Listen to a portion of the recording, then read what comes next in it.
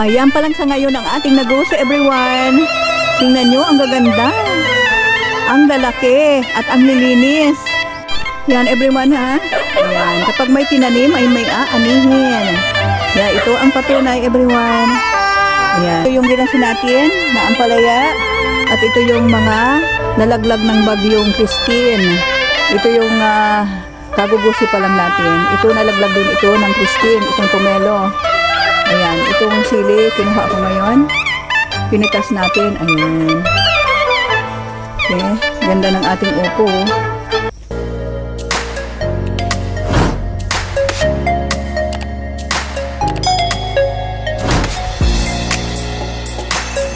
Ayan, good morning everyone. Narito ako ngayon sa aming latian. Ayan, upang bisitahin ang aming mga tinanim na gulay. Pagkatas ng bagyo, ngayon pa lang ako nakapunta rito at ipakita ko sa inyo kung ano ang epekto ng bagyo sa ating gulayan.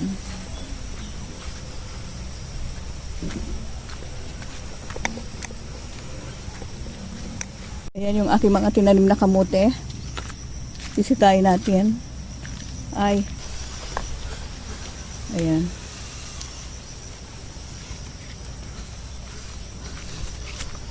Yung kamuti na yan yung ating gagawing similya para sa pangmalawakang pagtatanim. Ayan, medyo mayabong na sana kaso ayan, may inabual akong kamuting kahoy.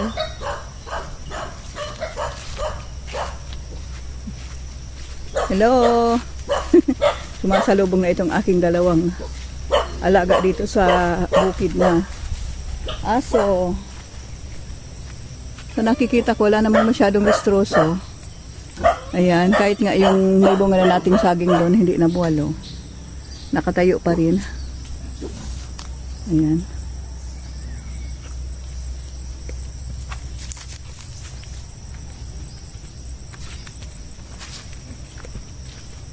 Ay, yung aking mga kawad medyo na ano.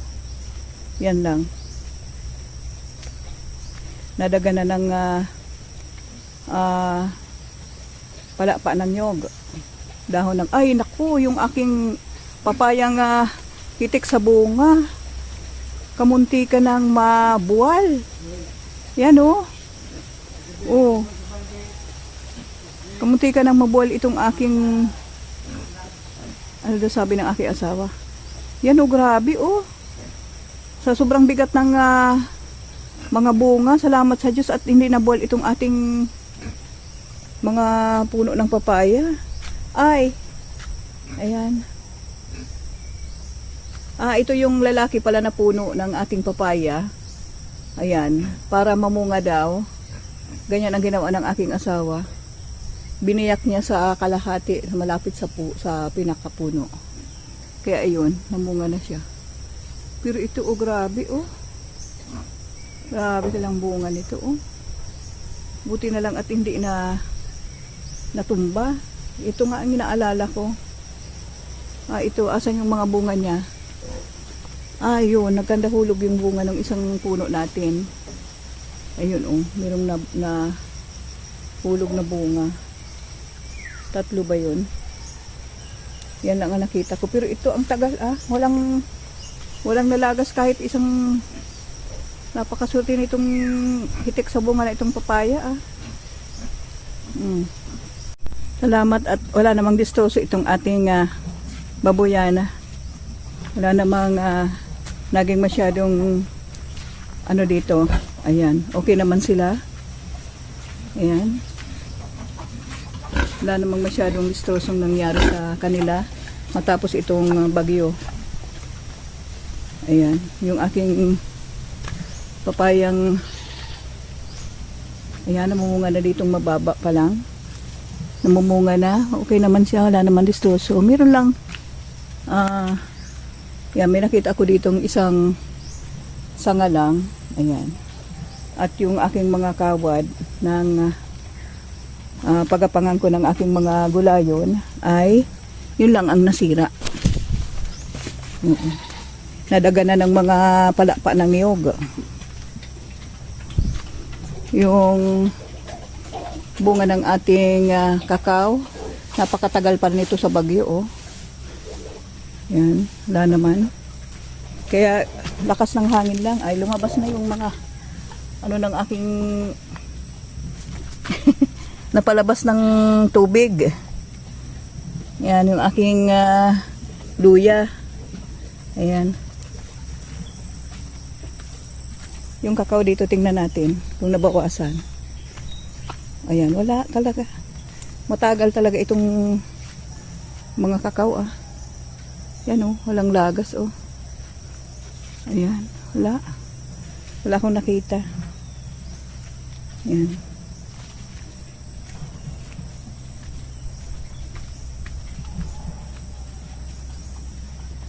Kahit yung isang puno na yun oh. Oh. Wala. Talagang, yan, andito pa rin yung ating mga talong. Wala akong nakitang lalaglag. Ayan. Nandiyan pa. Oh. Kasi yung puno ng, ayan, yung bunga ng ating mga pumelo, ayan, meron akong nakita rito. Ayan, naglaglagan, oh. Kahit maliliit. Ayan, oh, merong isa, dalawa. Ayan, yun. Yan yung lang naglaglagan. Pumelo pala ito.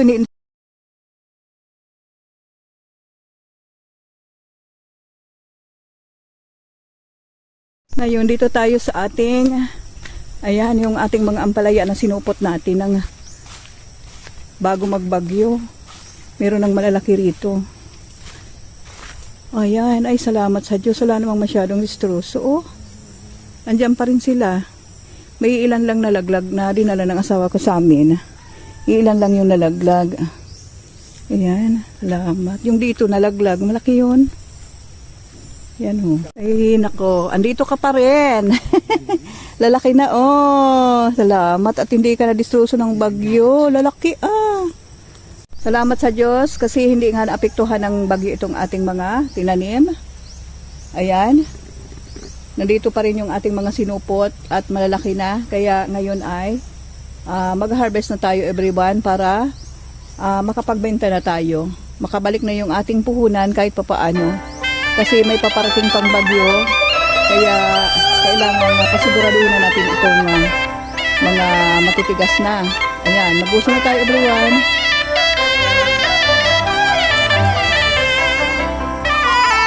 Yan o, ang lalaki na o.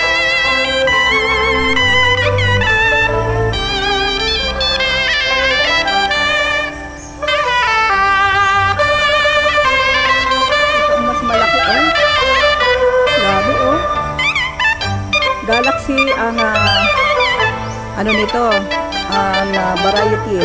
Ayan, Galaxy. Yan everyone, oh. Kalalaki, oh. Oh. Ayan. Sigurado, makakabawi na naman tayo dito sa ating puhunan dito. Ang puhunan namin dito siguro mga more or less 1,000. Ayan. Ayan, dami, oh. Lalaki.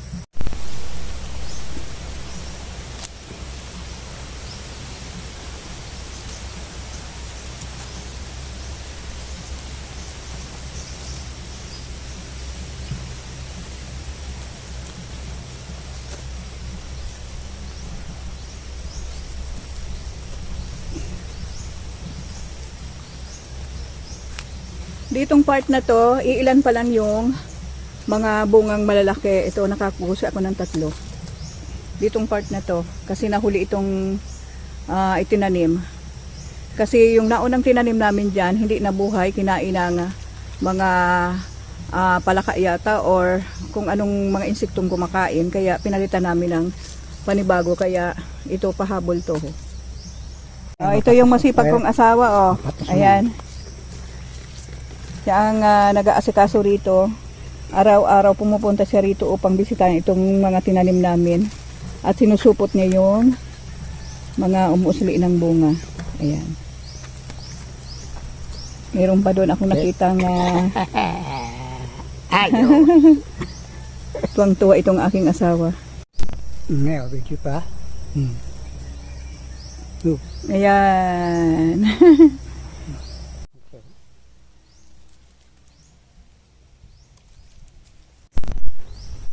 Ayan. Ay, ito ang malalaki, oh. Lalaki, oh. Ayan, oh. Ito na, lalaki, oh. Everyone, tingnan nyo ito. Sa lahat ng nag-uusik ko, siya ang pinakamalaki. Ayan, oh. Ayan. Parang may hinog na. Kalaki, oh. Grabe. Ito, meron pa sa katabi, oh. Laki pa, oh. Oh. Grabe kalaki. Oh. Look at that. Grabe kalaki, oh. Meron pa dito. Pero medyo maliit. Saka na lang. Ayan, kinukuha lang natin yung malalaki na. Grabe, ah.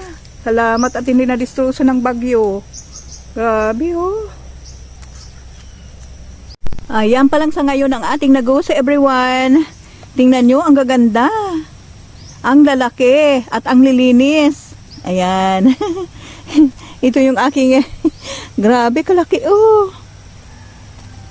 Mas malaki ngayon ang ating nagugusi kaysa nung unang pagtanim namin. Ang galaxy pala ay napakalaki kaysa sa mistisa.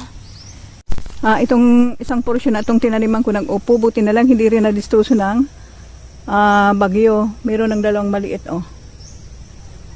Ayan. Meron pa ditong sana ano ito. Ito parang hindi, oh. Hindi mabubuo. Ito pwedeng mabuo ito. Kaya kailangang pagapangin natin. Ayan. Gustuhin natin itong ating upo na Gusto. yang upo. Yung matitigas na hindi na. Pwede. Ayan. Ito meron pang dalawa.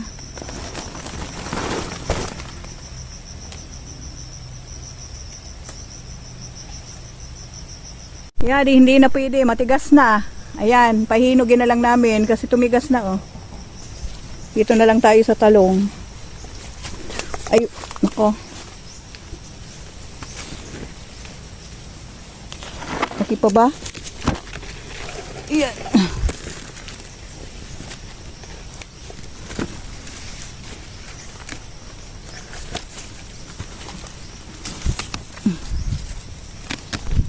Pabayaan ko ito bago magbagyo, dapat nagusin na ito.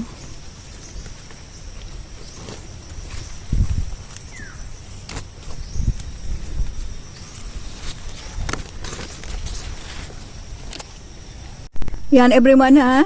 Ayan, kapag may tinanim ay may aanihin. Yan, ito ang patunay everyone. Ayan. Ito yung ginunsin natin na ampalaya at ito yung mga nalaglag ng bagyong Christine. Ito yung kagugusi pa lang natin. Ito nalaglag din ito ng Christine, itong pomelo. Ayan, itong sili kinuha ko ngayon. Pinitas natin, ayan. Okay, ganda ng ating upo. Sarap niyan sa sinabawan. Ayan. Nakaipon tayo ngayon. Pauwi na kami everyone. Ayan. Thanks God sa mga blessings na ito. Blessings, napakalaking blessings to everyone. Binigyan na naman kami ng masaganang ani ngayon. At nakita nyo naman magaganda at walang mga damage yung ating mga hinarvest na gulay ngayon. Ayan, sa susunod siguro mas marami pang ating magugusi. Ito ay unang harvest pa lang natin everyone. Pasalamat ako at hindi na distroso ng bagyong si Christine ang ating mga gulay. Ayan. Nako, itong aking asawa, oh. Sabi ko, unti-unti lang yung pagdala. Napakasipag niya talaga. Dinala lahat, oh. Mabigat. Ayan. Kasi may upo kasi. Sa akin yung talong lang. Kasi nga, hindi ako pwedeng magbuhat ng sobrang bigat. Kasi nga, kabubunot pa lang ng ating ngipin. Hindi pa ako makabuhat ng mabigat.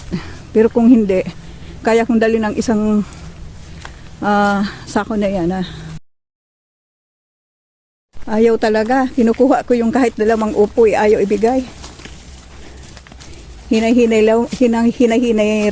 lang daw at makakarating. Listaman sa Marigoso. Oo. Aramon to. Oo, sige. Tanang. Okay. Ilista daw yung ampalaya. Ayan, para malaman kung gaganahin. Pero sure akong gaganahin Dati nag-ampalaya kami noon umabot lahat yung nagusi namin sa 12,000 plus. Para yung puhunan namin wala pang 1,000 yun Oo, kasi nabili lang namin yung similya sa market. Madilim siya tong ampalaya, pagtanim ng ampalaya. Kaya kayo everyone ay mag-try na kayo magtanim ng ampalaya. Basta maalagaan nyo ng mabuti ay bibigyan kayo ng maraming bunga at malalaki pa. Ayan, dala pa ito ng Bagyong Christine. Dito sa dinadaanan namin umaagos pa yung tubig sapa.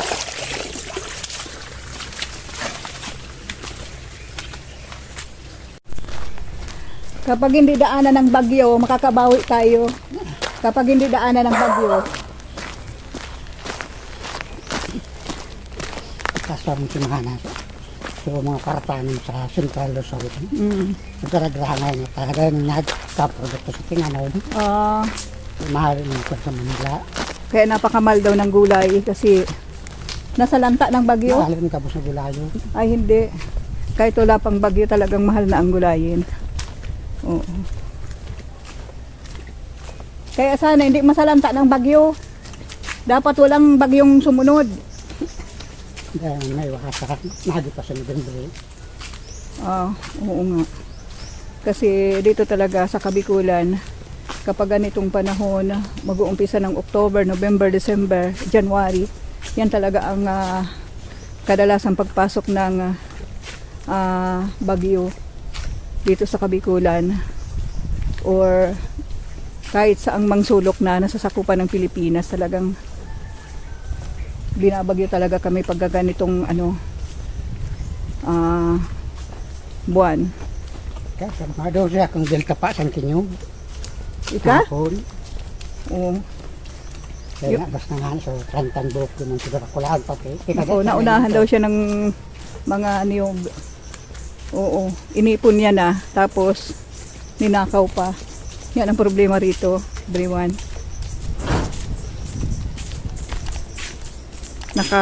Nakatambak na, kinuha pa. Kaya kailangan unahan tayo. Kung hindi mo sila unahan, lugi tayo.